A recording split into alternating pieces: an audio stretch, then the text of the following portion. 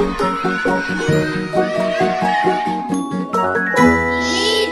Soapbox.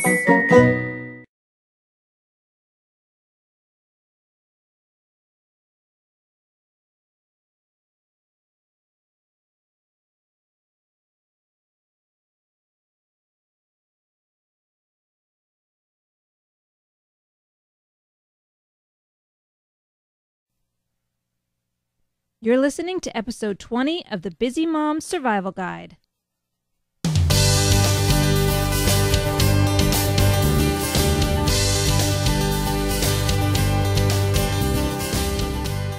Welcome to the Busy Mom Survival Guide, where we discuss making the most of your family's health, time, and money. I'm your host, PJ Jonas, and I'm here to help you make the most of each day despite your busy schedule.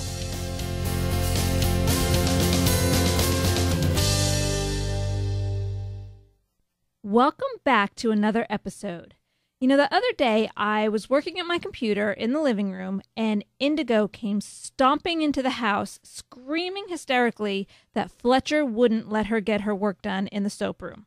And while I was trying to finish what I was doing and calm her down, Fletcher came into the house with a rather smug look on his face. And as you may have guessed, he glanced in Indigo's direction, and that set Indigo off into a fresh round of hysterics. Today, we're going to be discussing how I handled that altercation and how I handle many of the other issues that require discipline. If you're not familiar with me, my name is PJ Jonas, and I'm a wife, homeschooling mom of 8, and the founder and CEO of Goat Milk Stuff. I know what it's like to be a busy mom, and I want to share with you some of what I have learned throughout the years. But before we begin, last week I put out a podcast survey, and I really appreciate all of you who took the time to respond to that. I gained some really valuable insights from the answers that I received, and one of the changes that I'm going to be making is to try to get each of the podcast episodes to last between 25 and 30 minutes. And that's not going to be easy for me because I like to talk, but that's my goal. And I haven't decided fully on this, but I may occasionally record some busy mom tips, which will last just between 3 and 5 minutes for those of you with, a really limited time. So once again, I just wanted to say thanks for responding. And if you haven't responded yet, there is a link in the show notes to the survey so you can answer those 5 questions. It's pretty short, and give me some feedback if that's something that you'd still like to help out with. So let's talk about discipline. I really think that it's possible for all moms to effectively discipline their children if they just follow some certain principles that we can all, kind of believe in. And I've named them so they all begin with P's. There are 7 of them, so there's going to be 7 P's that I'm going to be talking about. And the first one is personal. If you want to discipline your children properly, you're going to have to first discipline yourself. And you've got to understand that it is personal. You've got to do it. You've got to take care of it. You've got to devote time to it. Because disciplining isn't something that's just real quick, boom, and you're done. It's ongoing, and it takes a lot of time. So if you can train yourself to realize that you have a personal stake in this and how smoothly your day goes is going to be very dependent on how much time you spend disciplining your children and getting them trained, then that's a really big part to getting this discipline concept under control. The second P is persistent. Because if your children are going to respond to your discipline, you've got to be persistent. You can't do one thing with a certain behavior one day and then the next day do something completely different. Your children are not going to respond to that. They're going to be confused and their behavior is going to be all over the place because you're not being persistent in your discipline. So you've got to figure out what you want to do and stick with it so your children know what to expect. The third P is the punishment needs to fit the crime. And I use the word punishment, but really I like the word consequences better. And this is something that I see a lot of parents doing. Their children will misbehave and they will give a punishment or a consequence that is completely unrelated.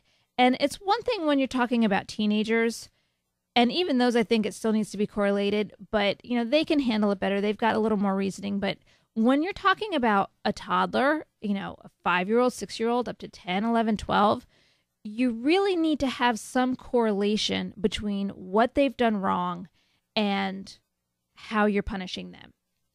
So let's say one of the things that I like to talk about all the time is lying. That's something that we really don't tolerate around here. You're going to tell the truth. You're going to tell the truth all the time. But if you get caught in a lie, what we do, and some parents may agree with this, some parents may not, but we actually wash your mouth out with soap, because that is something that physically for the child ties the fact that they have lied something with their mouth, they have said something that is not true, and they're getting their mouth washed out with soap. So that's building a connection in their brain between that action, that misbehavior on their part, the lying, and the consequence, which is getting their mouth washed out with soap. So I would never, if a child lies, I wouldn't send them for a timeout or take away their favorite toy, because there's no connection in there. So you want to have it connected somehow. Another example that we do around here is if someone does not mind their own business, because one of our house rules is that you have to mind your own business. If someone, tattletales on somebody or gets involved that way, then they have to do that person's chores because they got involved in their business. So now they have to follow up and do one of those person's chores. So that's kind of tied in. And remember, ultimately, what you're doing is you want the punishment to fit the crime. You want them to understand a relationship between the two events. And this is, like I said, important for everybody, but the younger the child, even more important it is. The next one, the fourth P is preparation. And if you want to properly discipline your children, you've got to be prepared. You have to know how you're going to respond in certain situations. And you have to spend time thinking about this to be prepared. One of the things that we do is we have house rules. We have 7 house rules, and we've got a YouTube video on up if you don't know what those are. But every single house rule has a written consequence, so that the children know when they break the house rule, this is what the consequence is. And we spent a lot of time. We actually came up as a family. We had a big family meeting, and we sat down, and the children all participated with what the consequences were going to be. And that was a lot of preparation, but now it's written and it's there. And so I don't have to rethink through a lot of my discipline because I know what the house rules are and I know what the consequences are, and it's written down. So that's just one way that you can become prepared with your discipline. The next P, number 5, is prevention. And this is a big part of smart parenting, I think. As you've parented for a while, you know what the troubles are. You know what things happen over and over again. And there is a lot that you can do as a parent to prevent some of those blow-ups. I have one of my children, well, I'll just say it's Fletcher. Fletcher is very, very sensitive to food. If Fletcher is hungry, his behavior becomes very poor. And we know that about Fletcher. We know that you've got to keep Fletcher fed if you're going to have any sort of peace around the house. So that's something that I can do to really prevent bad behaviors from him. Especially if I know we're going into something that's really tense or something that I really need him to behave well, then I need to make sure that he's got food in his stomach and he's not hungry. So that's something that I can do to prevent things. There's going to be things that always tend to set your kids off. What can you do to prevent that? One of the things that children really want, I think there's kind of 2 big ones. They want your attention. They want to know that you're there, that you love them, that you're paying attention and focusing on them. If you don't give that to them in a positive way, they're going to react and they're going to misbehave because they'd rather have negative attention than to be ignored. So let's say you've got an important phone call coming up that you have to spend some time on the phone, and you really can't be interrupted. Take 5-10 minutes before that and just be with your child. Read them a little story, or I don't know how old the child is, but do something, focus on them, give them some one-on-one attention so that you say, okay, you're important. Here's my attention. Now mommy has to go and have a phone call. Can you play with this for me while I'm on this phone call?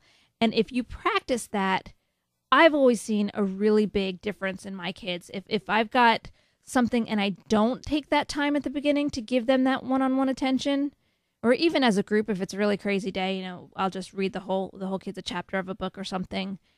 If I don't do that, I tend to pay the consequences for it. So I have learned that prevention is really key.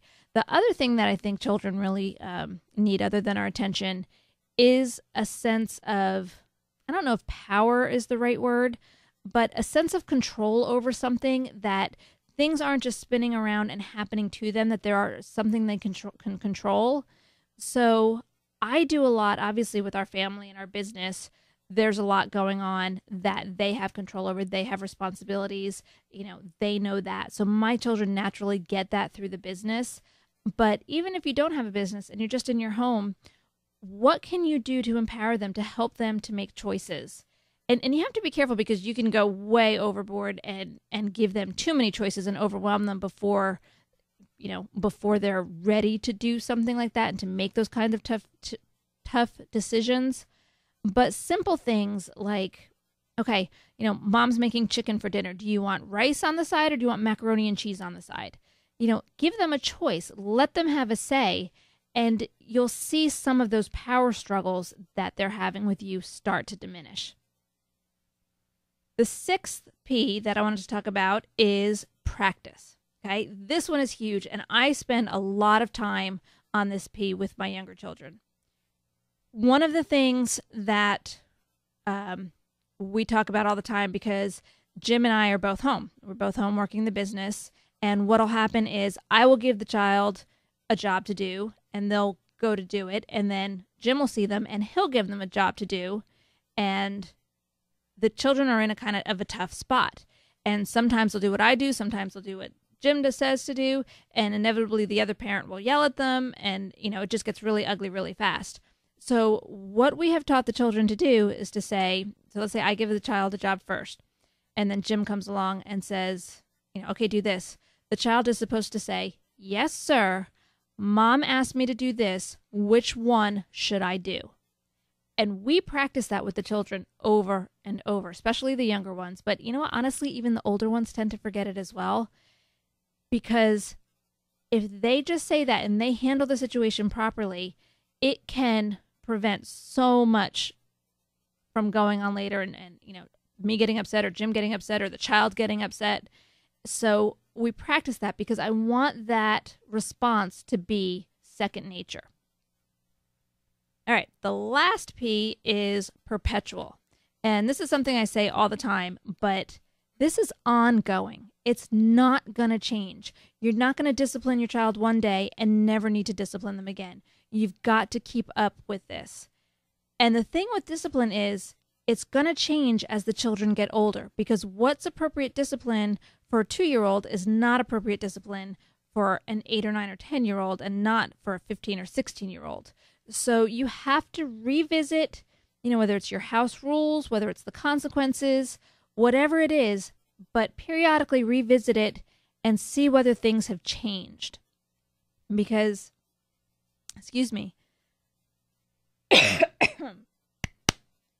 because things are going to change, and you've got to be prepared for that so that you can handle those things down the line. So those are the 7 Ps. The first one was personal, then persistent, punishment fits the crime, preparation, prevention, practice, and perpetual. And I got some questions on Facebook that I wanted to answer, and we'll see how these apply to this. The first one is from Melissa, and Melissa says, how do you effectively discipline your children in public? My boys made a huge scene in the grocery store today, and I got loads of looks from other shoppers. Okay. First of all, Melissa, you have to kind of get a thick skin, and you're going to get looks. Your children are going to misbehave, and you have to let that, kind of roll off your back and not change how you parent and how you discipline. But with that, I want to say a couple of things. First of all, a lot of this is going to be prevention and practice, because I find that for most people, they'll do a couple of things. They'll go to the grocery store when their children are starving, when their children are exhausted, when they're trying to fit just one more thing in, and everybody's out of sorts, and that's a disaster waiting to happen. The best thing is to put it off until you've got a better time, but if not, can you get them a granola bar? Can you get them a banana? Can you do something so they've got something to eat through the grocery store? Because it's a well-known fact that you don't ever go food shopping when you're hungry, because you tend to buy, and it's proven that you buy so many more things than you would if you went with a list or you weren't hungry. And the same thing is true with our children. If they're hungry and they're seeing all this food, they're going to want it. So choose a good time. The second thing is practice. We spent a lot of time with the children on how to handle the word no. So they know when we get to the checkout line, they are not supposed to ask for anything. Anything that's in that checkout line is off limits. The answer is automatically going to be no. But what you can do is you can practice that at home. Say, like, we don't buy candy, but say your kids are always, you get to the checkout line and they're always asking for a candy bar. I would go ahead and buy a candy bar, and I would stick it, somewhere where they see it every once in a while.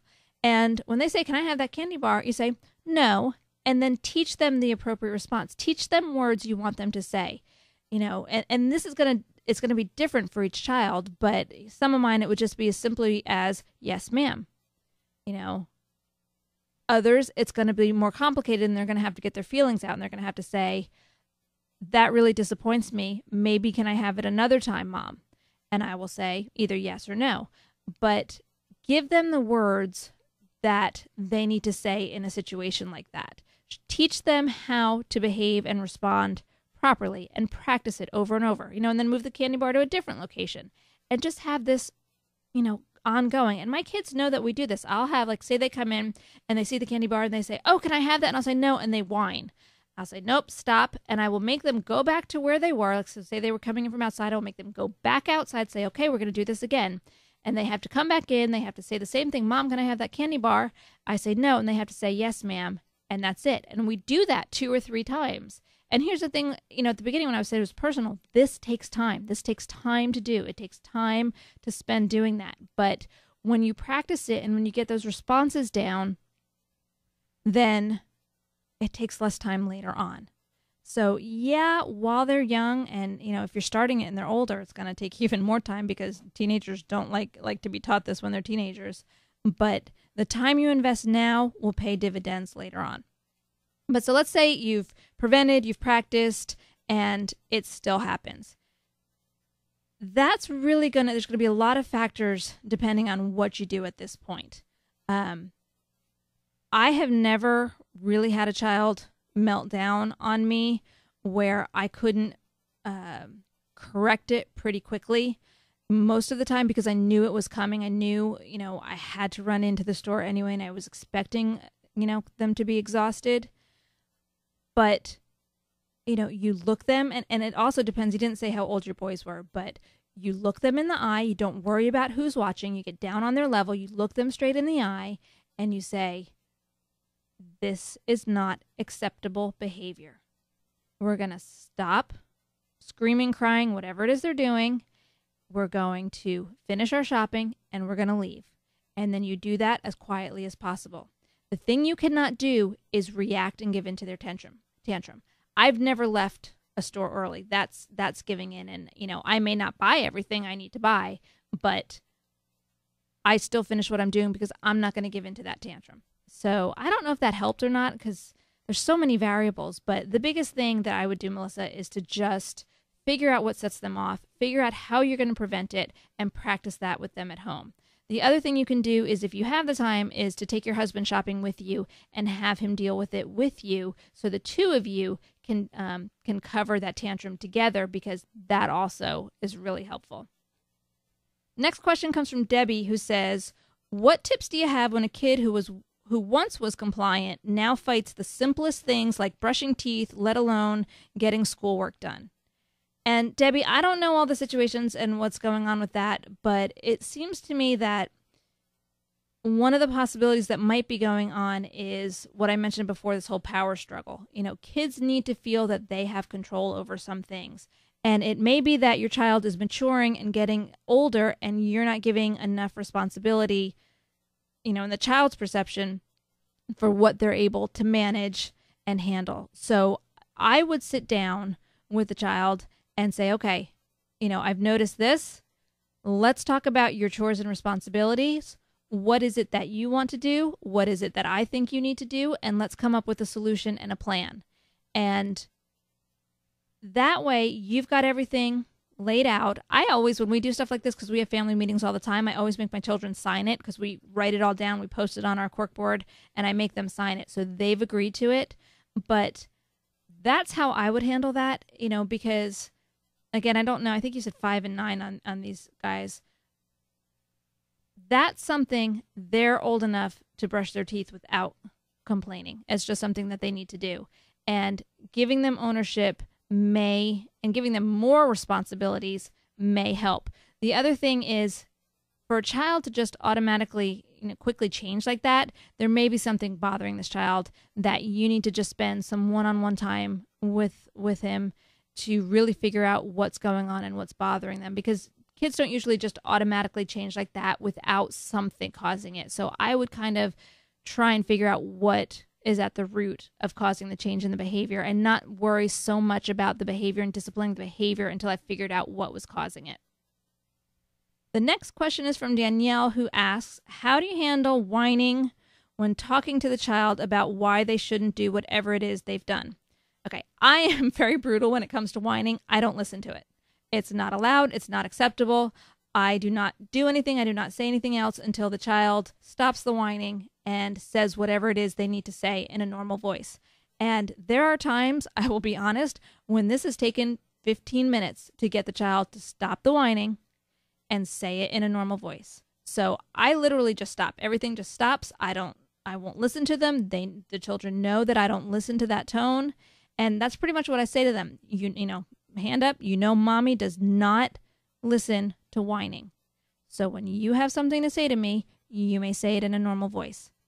And then a lot of times for my kids, they've got to calm down. When they get to that point where they can't automatically change, it's because they're kind of worked up and they need to just, we just sit and snuggle and hug until they're calmed down. And then it comes in the normal voice and then we go on. But I really do stop with that. I do not accept whining. If the kids come in, I talked about at the beginning of the podcast, Fletcher and Indigo going crazy. Indigo can definitely tend to whine, and I just stop. I don't let her say anything until she stops and has control of herself.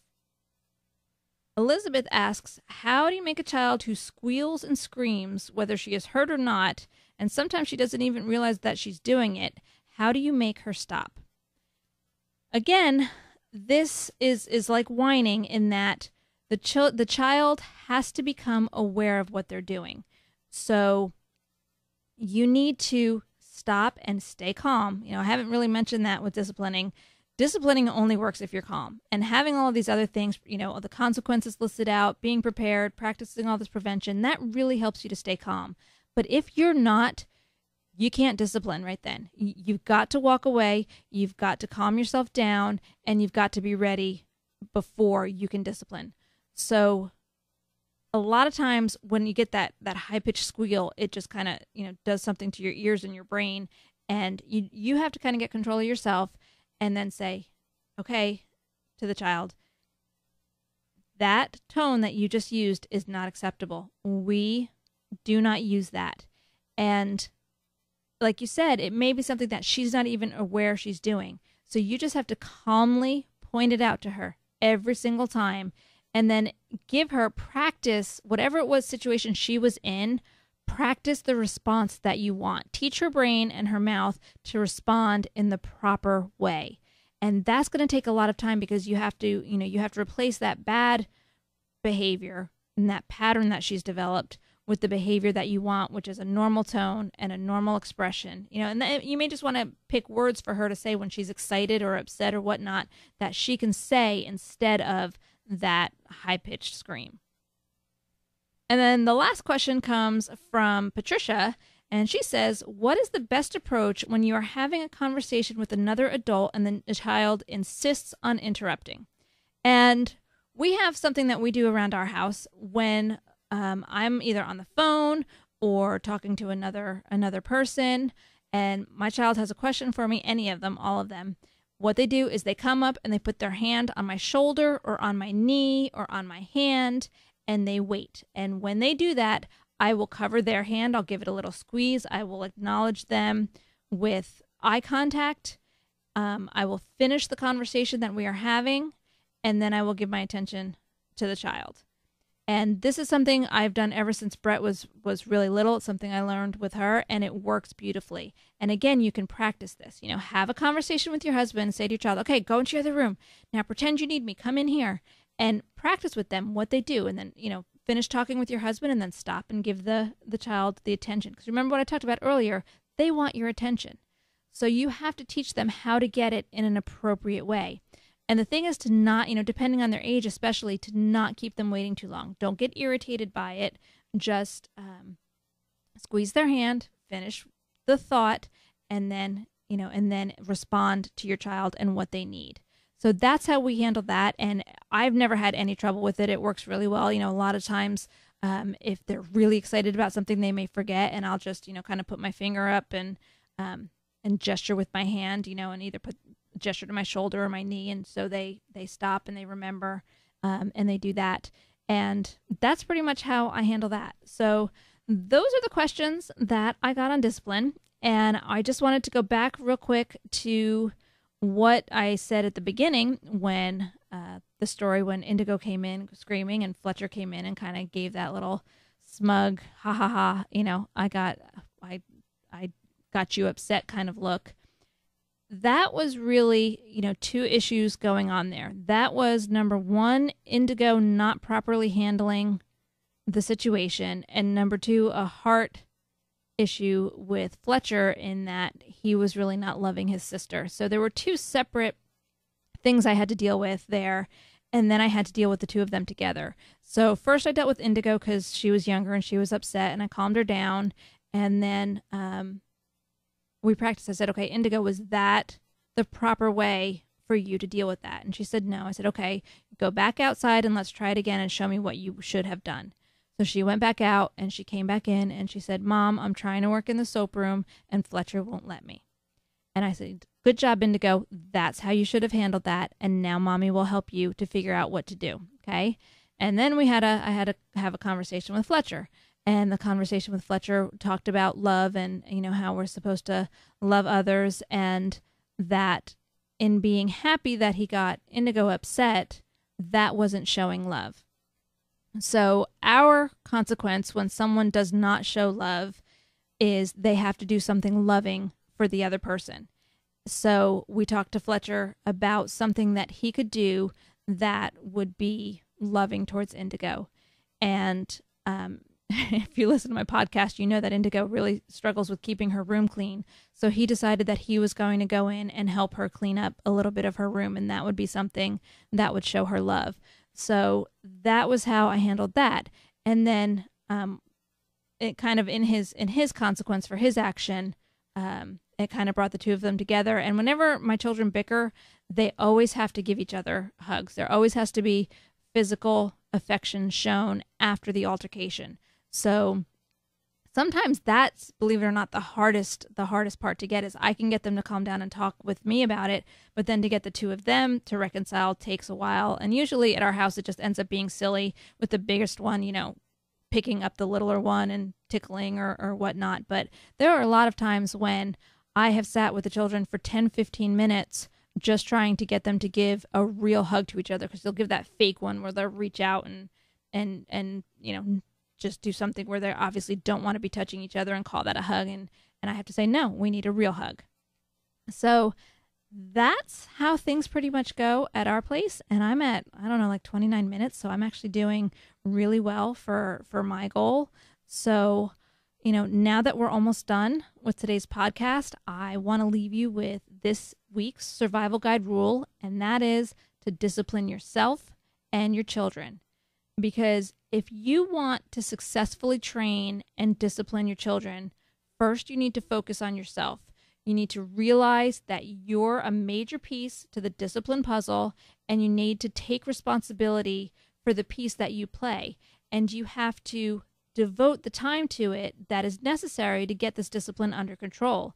So I really recommend that you spend some time talking with your spouse, planning out your discipline, have a family meeting and discuss it, get things out on paper, get their signatures so that you have their buy-in, and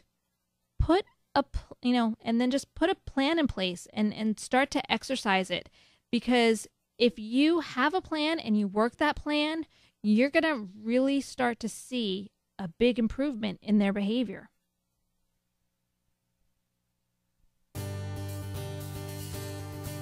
So thank you so much for listening to this episode of the Busy Mom Survival Guide. I hope that I've given you some ideas to improve how you discipline your family and yourself. Please join me next week when I'll be discussing how to get one-on-one time with each of your children. If you've enjoyed this week's this podcast episode, please take a moment and rate my podcast on iTunes. Your rating really helps my podcast to be seen by more people. So until next time, I'm PJ Jonas, and I'm praying that you effectively manage to discipline your children.